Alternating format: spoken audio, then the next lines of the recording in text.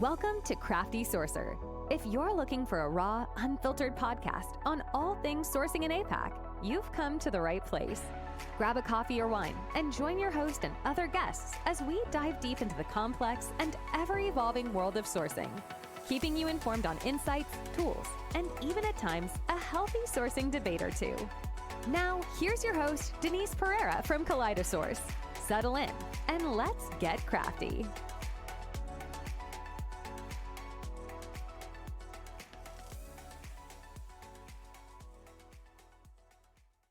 Hi everyone, thanks for tuning in. You are at yet another wonderful week of Crafty Saucer.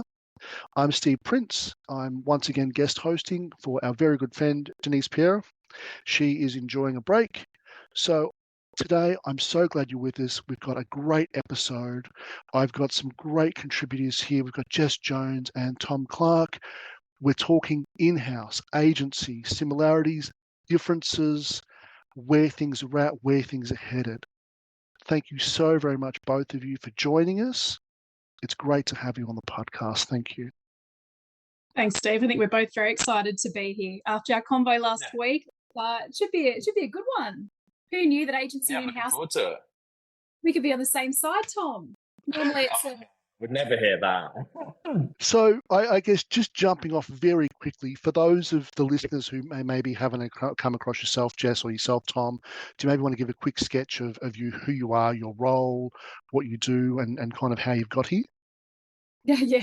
All right. I'll jump in and try and keep it brief. I know most people that know me know that I'm not short of words, so apologies for that already. So I have been in recruitment for 19 years. I'm hoping that the Botox is holding firm at the moment. That doesn't give away my age, but it's been a bloody long time. I'm currently the VP of Talent Acquisition for Australia and New Zealand at Toll Group. I've been here almost 4 years.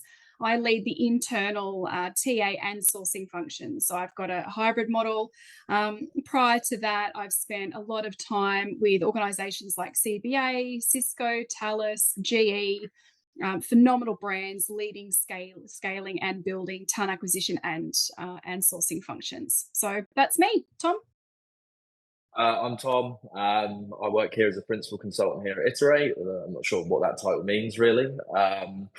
I've been doing recruitment for 8 years. I've recruited in London, Sydney, most of Australia now. I've always kind of done DevOps, cloud and security, and just seem to find that I get on best with the people who are in that bracket. Fantastic. Well, welcome to you both. It's great to have you on board. For those of you listening, Tom, Jess, and I had kind of a pre-conversation last week, and we discovered a lot of sames and some difference. And we just thought that, look, the best thing to do really in kind of keeping things moving forward in our industry is, and Jess, you made such a good point. I can't even jump into the questions yet because I just want to acknowledge the point historically that sometimes there has been that little bit of maybe arrogance for in-house of, well, we don't need agency, we've got sources, we can do it ourselves.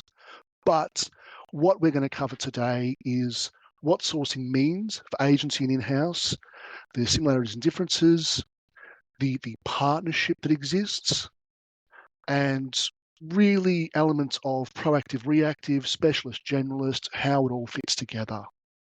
So I guess, Tom, jumping off with yourself, what does sourcing mean on the agency side?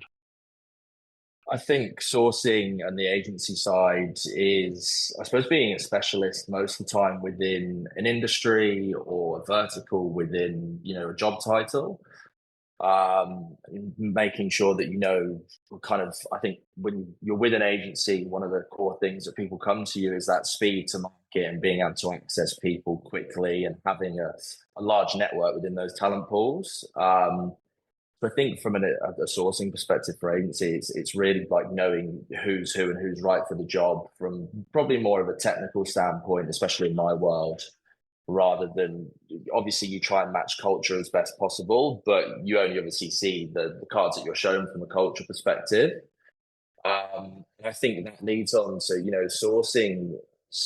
When I kind of started recruitment, sourcing was kind of seen as something that was, maybe 30% of the job, and you're meant to be doing $100 a day to clients to find, get meetings, whether it's now, I think we touched on this last week, sourcing is actually the thing that opens doors to new clients. If you get those strong candidates and knowing your candidates that might want to work at X sort of business, it really assists you with kind of proving your worth, because face it, there's a lot of agency recruiters these days doing a lot of the same things. Mm-hmm. Exactly, and I think that it's so interesting how how from the agency's perspective it's shifted from almost that we keep coming back to the junior recruiter or just the grind work of making the calls and getting the name sheet effectively, to really uplifting the conversation into, I guess, a more strategic level. Yeah, no, I completely agree. And, I've even seen agencies, and an agency I used to work for now employ people who basically just talent map, not just, not for executive roles, but they take that exec search style recruitment and go and do it for Java developers or even like QAs. So you have this almost wealth of talent in your back pocket that when someone comes to you for that role, you can provide them what they want within a reasonable time frame instead of necessarily having to go and headhunt someone all the time. Obviously, that's not every case, and you get some niche technologies that are very specialists, and those really do require those headhunting skills. But yeah, I definitely think sourcing in the 8 years that I've been in recruitment has changed from just being like, well, you get a job, you go to market, you find the candidate, to actually being like, hey, Mr. Client, I've got this person who's actually really interested in your business. It's a much warmer call than just ring up, hey, give me a job type thing. I think the value of that, especially to most of the businesses I've worked for, has always been shown. I've never worked, we're not in Australia really, in a heavy kind of pick up the phone, $100 a day, 15 meetings a week type thing, and just having a meeting for meeting's sake. Mm-hmm. Okay. And Jess, when you're looking at sourcing, given the in-house side to Toll, what does that look like for you? Yeah, it's a great question. And, Tom, I feel sad that you missed the, hundreds of calls a day era at agency.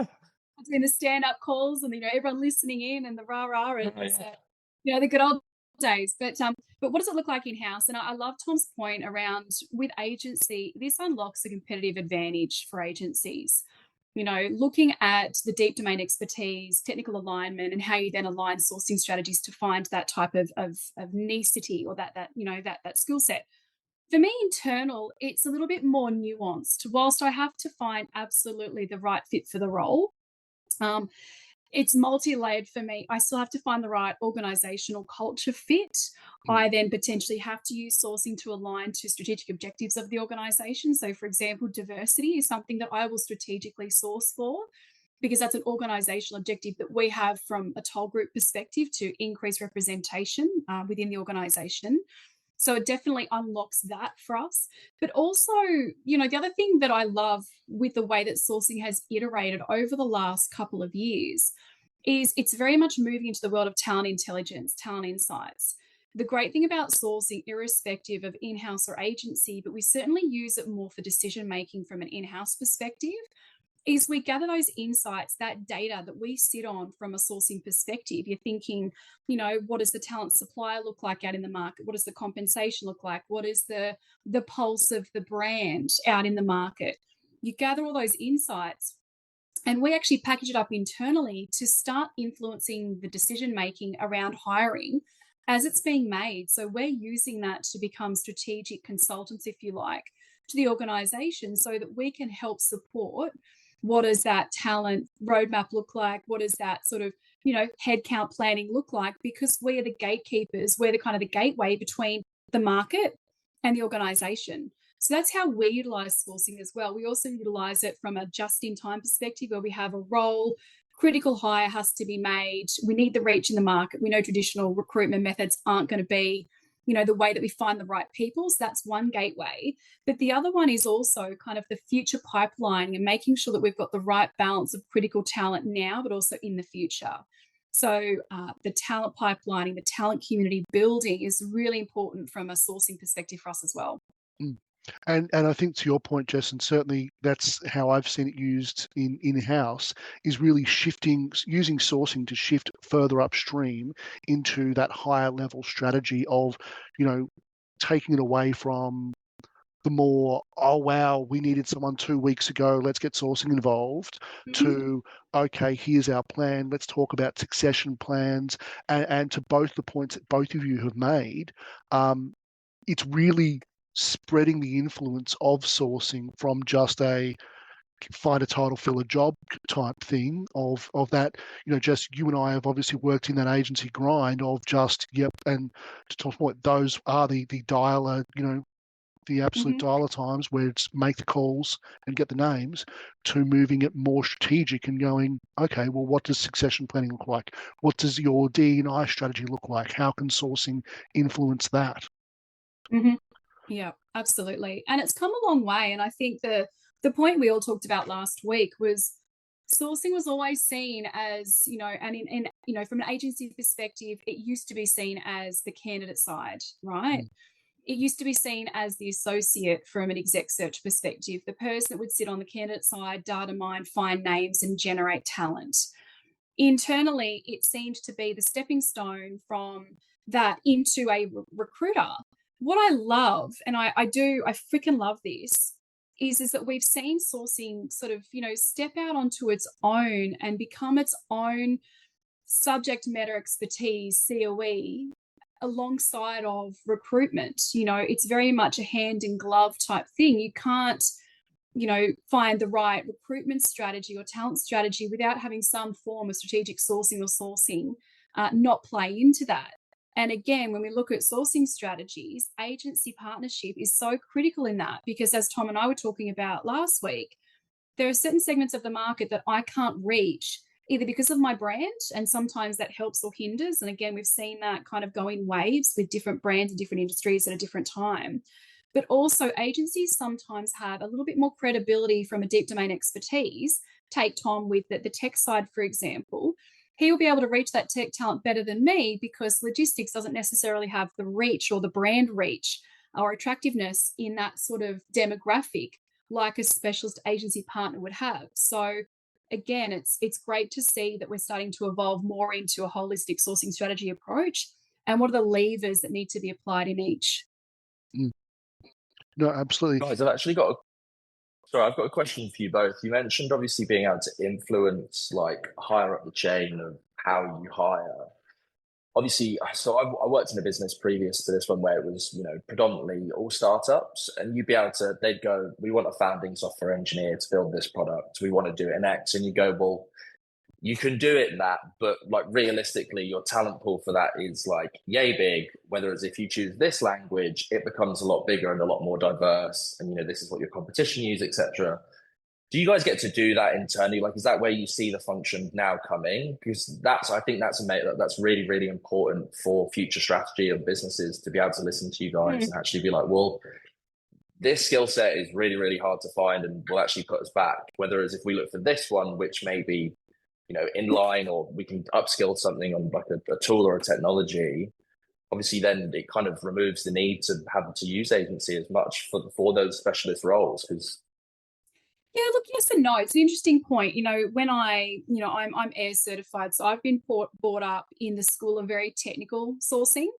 For me, and when I sort of developed my sourcing methodology and how I train sources, is I call that kind of peripheral sourcing, like sourcing on the periphery. You've sort of got, your main way that you source, and it's very much A equals A. And then you sort of have the kind of secondary sourcing, which is A equals B, and kind of what does B need to become A? And then you sort of start to get the peripheral sourcing, which is if you start looking at, for example, a project manager, who does a good project manager work with? Really good BAs. So you tap the BA market to get introductions to project managers. Otherwise, you may not necessarily find the right person. So sourcing on the periphery is something that works really well.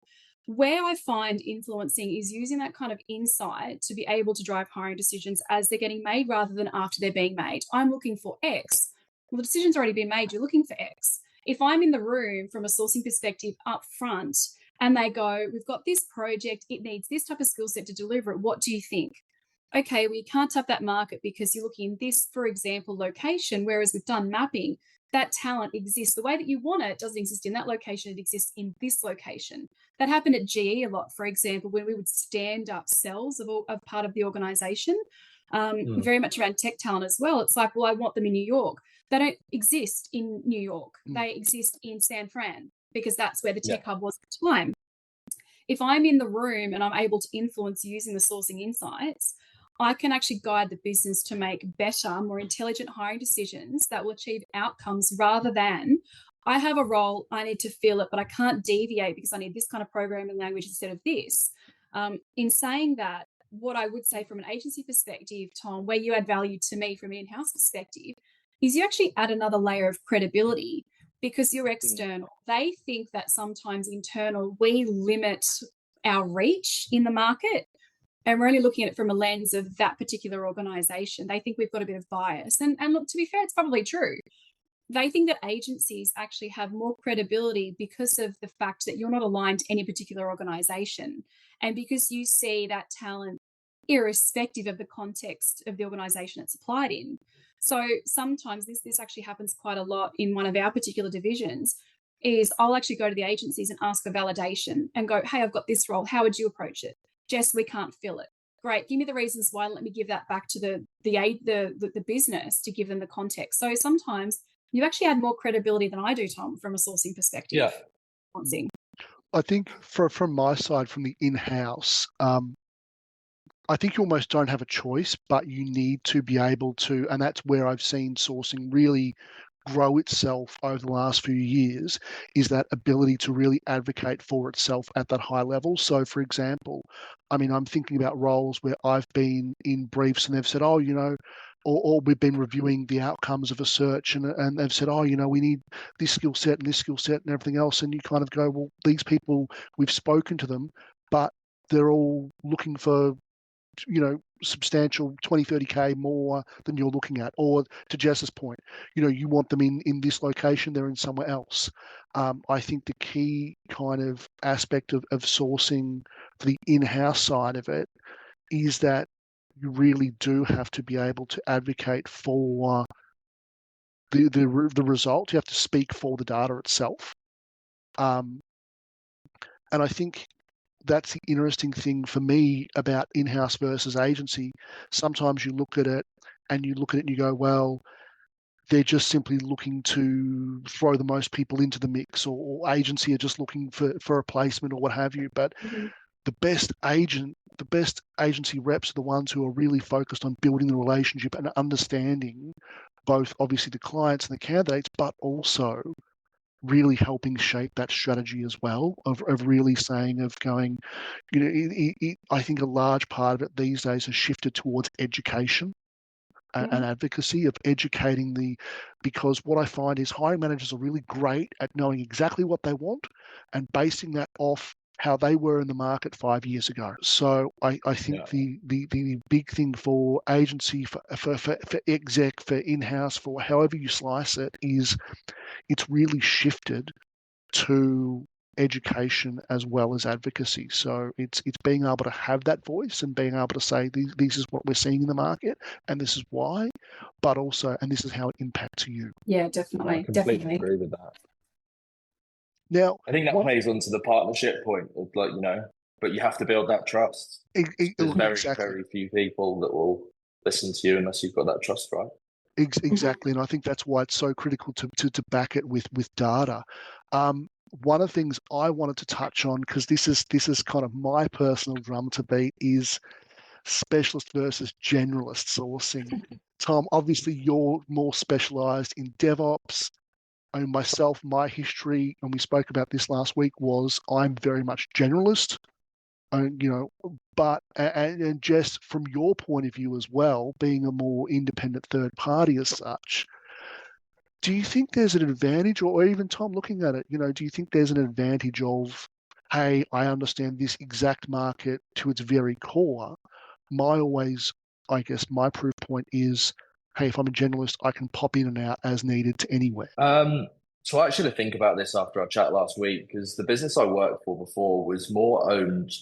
You would own a business rather than a vertical. So let's say I worked with Toll, for example. I would effectively work all the roles in Toll. And what that gave me would, you know, you'd actually end up, by meeting so many hiring managers, you'd actually get it was almost like being an RPO without being an RPO. You'd actually get a real feel for the place. You'd understand like who's who in the zoo. You know, you were getting access to things like maps of the business, you know who X would report into and who was like, you know, actually the diversity within the business. And I think that actually holds real value, I think, from an agency perspective for smaller businesses. You know, I could never ever go into a large enterprise and expect to know everyone. I think on the other side of that, you know, being a specialism within kind of niches is just something I feel like recruitment agency wise has always been pushed down that path. And it's like, this is, you know, you learn who's who. Here's your desk. Kind of know, yeah, here's your desk. Yeah. Here's, you know, here's your clients. And you actually get to know everyone so well. And it's about information, right? It's like, I'm sure you all hear the typical kind of, we work in this part of the market where the engineers or so-and-so isn't looking. But if you are actually in that vertical, you do have that option to say, like, you know, I know X who really wants to work for a gambling company, which you don't really hear of that often these days. But if you know that engineer and the role comes up, you found that perfect person. So I think both sides have the advantage. For me, agency-wise, it's probably just dependent on the businesses you're working with and how that works. It's interesting. I've come from a generalist background, but not many people know I actually started as a specialist. So ERP recruitment was the desk that I used to run many, many, many moons ago. That unlocked a lot of doors in terms of me having deep domain expertise in that particular vertical, because I knew the players, I knew the companies, I knew the projects, I knew how they were applied, I knew who was rolling off and how I could then roll them onto another project, for example. I was able to sell talent irrespective of the organization. If someone wasn't looking today, I could go to another organization tomorrow. So to me, the deep domain expertise was beneficial from an agency perspective. It's also beneficial from an internal perspective because, you know, take Toll, for example, we are such a diverse business. We use so many different agency partners that have got different areas of specialization. For example, with ocean freight, global forwarding, it is such a nuanced business. I go to partners specifically because they have the expertise and the networks in that space, because ultimately what I'm paying for is their network. I want them to reach out to the talent that I can't get, either because of my brand or because of whatever reason. If I were to go to a large agency, for example, there's many of them that you could name and go, I'm looking for an export coordinator. They'd go, what's that? Well, I can't go to a big agency because, yes, you might have the brand. What you lack is the depth or the expertise in the space in which I'm recruiting. From an in-house sourcing perspective, though, and I will kind of challenge that thinking around specialist versus generalist and blow that open, because if you are a really, really good sourcer, you should, in theory, be able to apply the same sourcing methodology and the same steps that we've all been taught as technical sources to find anybody. All that is interchangeable are the terms and the places in which you search, right? Mm-hmm. I could teach my 8-year-old to do sourcing, desk-based sourcing. You could teach really anyone to be a really good desk-based technical sourcer. To me, the difference is how you engage and how you sell and how you consult. And that's where sometimes the argument for specialist really comes into its own, is because you know how to package that up. You know the career path of those people, you know the organizations and how they use that particular talent. That's the argument, I think, for where generalist versus specialist kind of comes in. Do I think one is better than the other? No, I think that there's all different in different contexts. For me in-house, I certainly see the advantage of having a specialist agency partner because they know that space. For example, I'm partnering with an exec search firm at the moment. And for full transparency, we gave them the research that was conducted so that we said to them very clearly from the outset, the reason we're engaging you is because here's what we've done. We need you to build upon this. In terms of transparency, this is how we have found the market. We want you to find things that are complementary to this for us that we can't touch. And that was a specialist agency because there was a particular skill set that I was after. So again, it's all dependent on context, right? And I think one of the things you touched on there was really powerful, and we kind of almost skated by it a little bit because we all discussed it last week, was in terms of the capability of agency sources to look at multiple, if you're in-house, you kind of get one shot with the team. Whereas if you're an agency, you can say, hey, we've got all these great BDs or these DevOps people or what have you. And if there's no appetite in company A, you're able to switch to company B, company C, and kind of really maintain that really viable talent pool and keep it fresh. Yeah, we talked about the wastage last week. There are so many things from an in-house perspective that, my team don't get a choice. We have to work on roles that we're given. It may be that, for example, we'll go out to market, we'll execute a bang-on sourcing strategy, we'll find the best talent, we'll actively engage, we'll bring them in. The hiring manager says, oh, that's cool. I just had a referral from one of the guys in my team, or I just promoted someone internally. Cool, mate. Did you not think about doing that before we've gone out to market and done everything that we've done? That work for us, whilst it's not wasted, it's not necessarily respected. With agency, again, it's a competitive advantage. You can go down the road to another competitor and go, hey, this company didn't want them, but hey, what are you guys up to? Are you interested? That's almost like the value that you bring. Whereas for me, I have to work on roles kind of regardless. And I do miss sometimes agency where I'm like, I don't want to work on that role. That's I'm not going to make money. I'm going to go down and work with this client.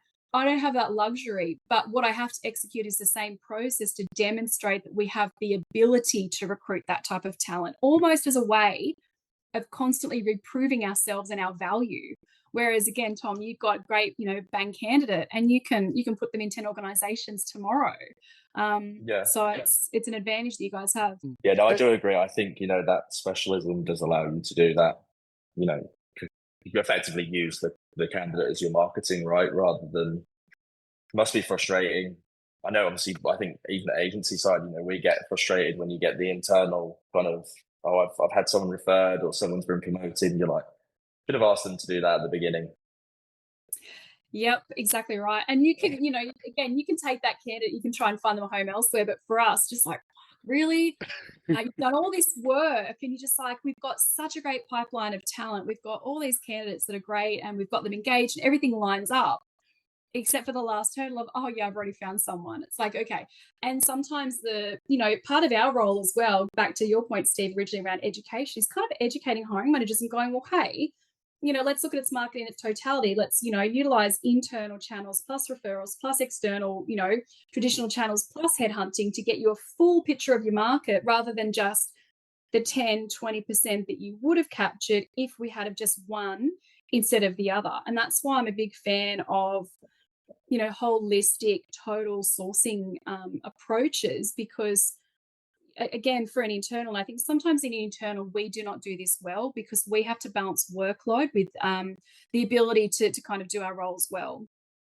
I would love to have all of my recruiters have the time to, as soon as they take a hiring brief, map out their whole end-to-end sourcing strategy for every single role and take that to the hiring manager and go, right, you're looking for this role, here is my plan.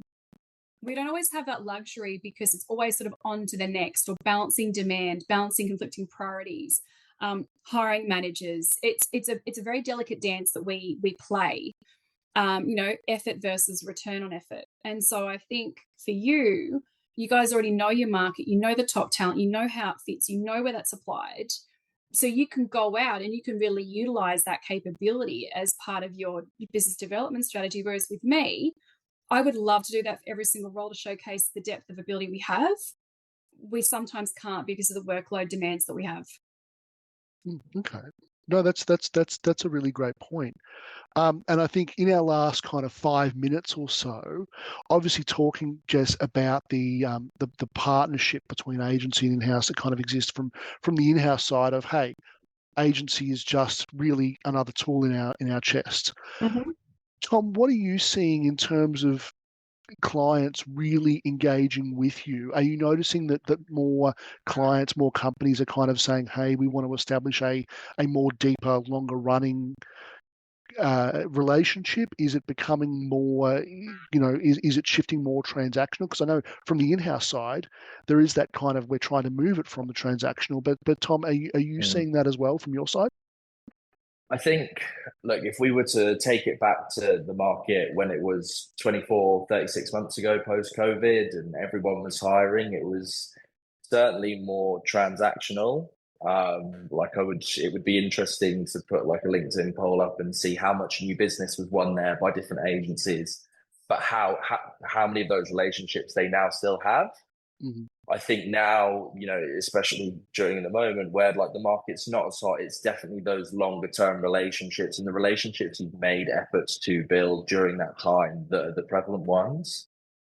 I think I've never really although I do a lot of contract recruitment at the moment, like I've always found that I work better with people that I can trust and like I have long relationships. And, if I can't fill a role, I'll tell them I can't fill a role. I mean, I'm normally too stubborn to ever say that and will go until the job's been open for 300 days. I found someone, but I think it's definitely the trends.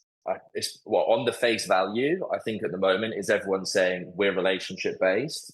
I would still say the majority of the agencies out there are probably a bit more transactional than most people than they give themselves credit for.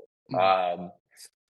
Most of the clients that we work with here at Iterate, like the boys have been working with since like for 15 years. Like Ryan, my director's been recruiting for 15 years in Melbourne, and he's been working with some of these people for that long, and they're our biggest accounts. And I think definitely from an internal perspective, we want them to want to partner with us, and it comes down to that partnership and that trust.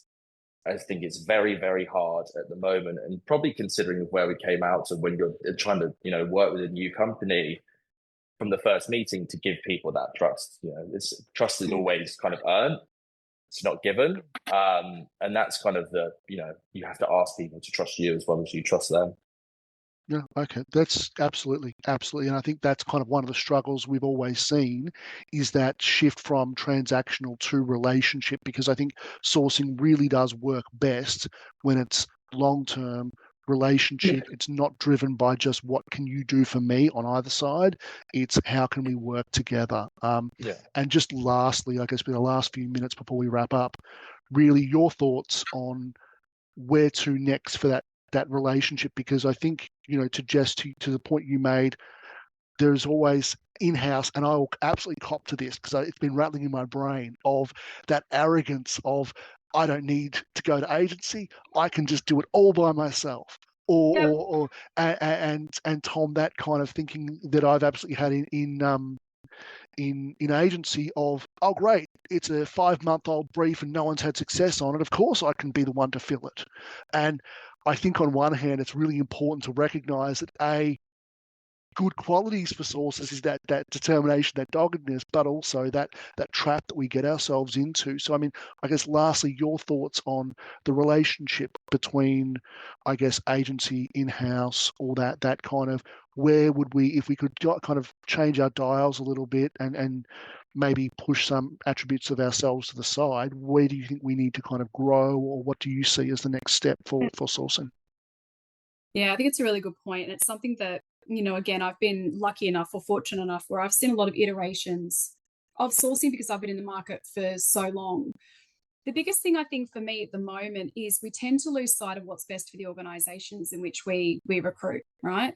From an internal perspective, we still need to keep that commercial lens on what we're doing and why we're doing it. For example, there are a number of metrics that I'll push on my team and go, okay, this role's been open for this many days. What's your revised sourcing approach?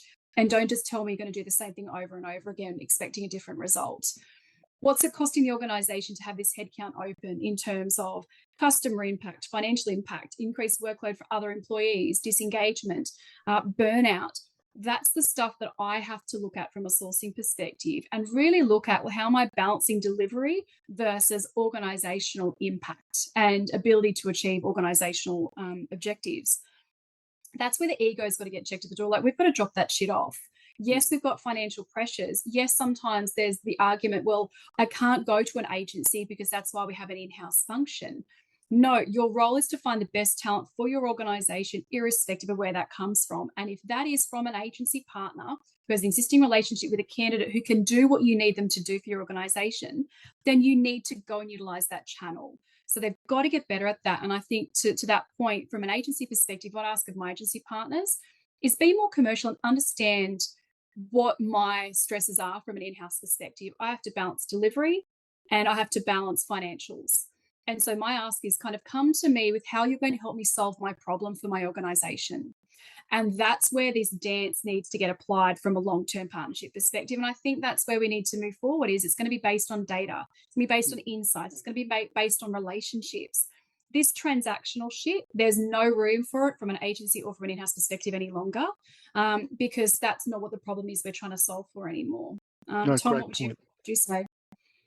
Yes, I really like that point that you just made. Again, most recruiters are like, well, what is this? What effect to the business is this going to be from a perspective of cost? But it's not just about cost to obviously the business from a financial perspective. Like you say, burnout, disengagement, how is this going to affect other workers within the team? Because, there's no one, if someone leaves and then another person picks up that work to do two people's work at the same time, you're then looking at another role to potentially fill and another role, and that kind of can spiral out of control at any one point. I'm so sorry to jump in over the top, but we have got about 30 seconds left. But I just wanted to package it up. I'm so sorry, gang. We could talk about this, as you've heard, all day. Thank you for tuning in. We might have to make this a part 2, but thank you so very much, Jess. Thank you so. Thanks for tuning in to this week's episode, and we'll be back next week with another exciting episode. If you found this valuable, don't forget to subscribe and leave us a review. That helps others find the show, and we greatly appreciate it. Once again, happy sourcing and stay crafty. Until next time.